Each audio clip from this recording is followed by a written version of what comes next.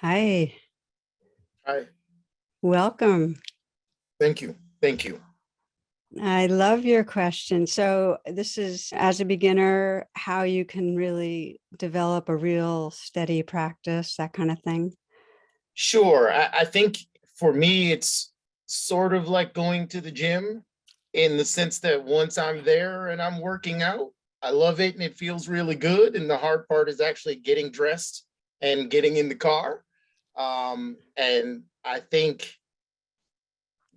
the equivalent version of this is when I'm in the balcony at River Road, you make it seem like it's difficult for you and it's not harder for me than it is for you, and it's a path we all have to walk. It's when I'm sitting at home and I have the option of Netflix or grabbing a beer or playing a board game. It goes back to the how difficult it is to get to the gym versus the actual doing the work. And so I guess I'm just wondering, is it creating a space, a physical space that's the right space? Is it as simple as put this on your calendar and make yourself do it? I love doing the work. I don't love the part that feels like I have to make myself do the work. Got it. What I get out of it should be pulling me toward it. What is it you get out of it that makes you love it? I think giving myself permission to slow down and to accept who I am as a work in progress and accept who I am now as a product of the growth that has come out of being a flawed person in my past, and recognizing that I'm a flawed person now. And so I will feel growth in my future and I just have to stay alive, basically. I love that. That's so cool. Just stay alive. And I love what you're saying, Aaron, that the gift for you really is that kind of acceptance that allows you to really just keep growing to become more of who you really can be. And like, what else could we ever want, you know? And so I love that. And ultimately, and this is the good news, the love for the path will energize you, even when you're not in the mood. Your love for the path, your love for becoming more who you are, that will juice you. It'll carry you. And within that, there are tricks of the trade, and we're in a more virtual world, so some of them are more virtual because we can't, like, get together at River Road in the same way.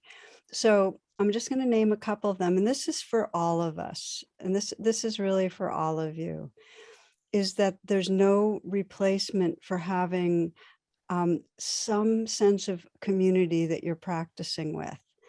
Like, if you have a rain partner, and even if you and your rain partner meet every other week or once a month, you're gonna have an experience that another helps you be accountable to, that keeps on going deeper into just the thing you love. So have a rain partner.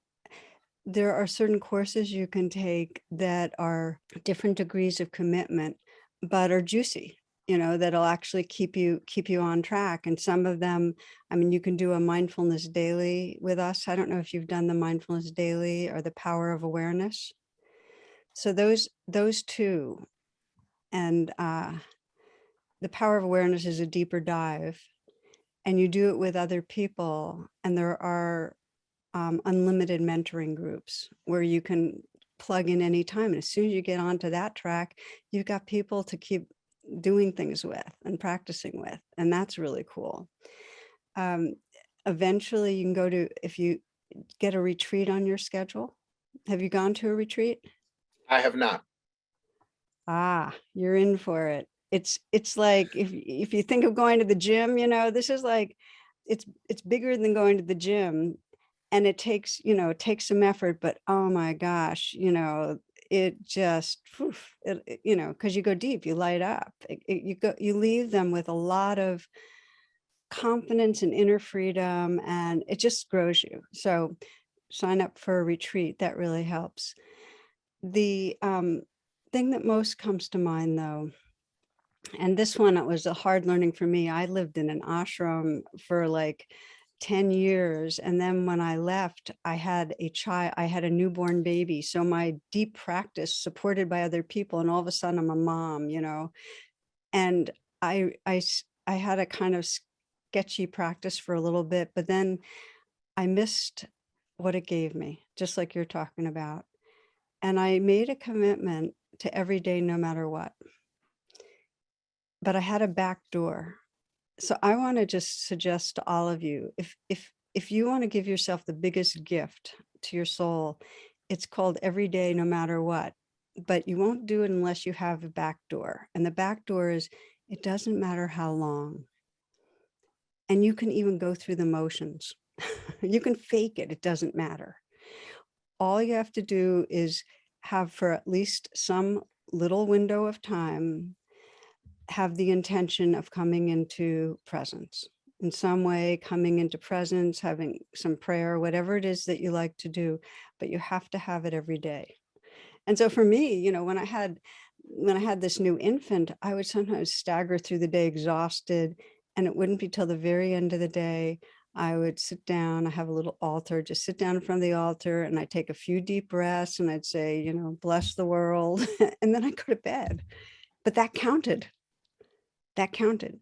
And I can say this, I set this up for myself. My son's 35 years ago, and I do it. And here's the trick is even if you're faking it and you just do a short window, most of the time something settles a little and you start touching something that you care about. And it creates like a gravitational field back to presence and back to awareness and back to a big heart. Thank you. Bless you, dear. Be well.